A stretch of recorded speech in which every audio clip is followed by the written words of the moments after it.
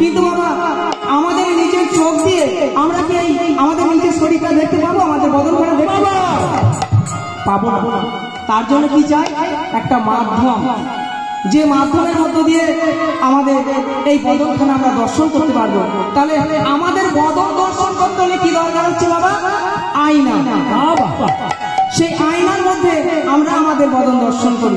কিন্তু বাবা সেই আয়নার মধ্যে যদি কাদা লেপা থাকে, যদি কোনো ধুলো তাহলে বাবা সেই আয়নার মধ্যে কি আমরা আমাদের এই সুন্দর বদনখানি দর্শন করতে পারবো? পারবো না। তাহলে মহাপ্রভু বললে, যেরকম তোমরা পার্থিব জগতের আয়নাকে ধুয়ে তাকে পরিষ্কার করলে তোমাদের হৃদয়, তোমাদের বদন দর্শন করতে পারো, ঠিক সেই রকম এই হরিনাম শ্রবণ কীর্তন করলে তোমাদের হৃদয়টাও পরিষ্কার হয়ে যায়।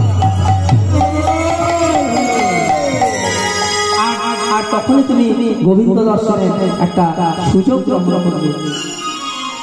এটা গেল 1 নম্বর।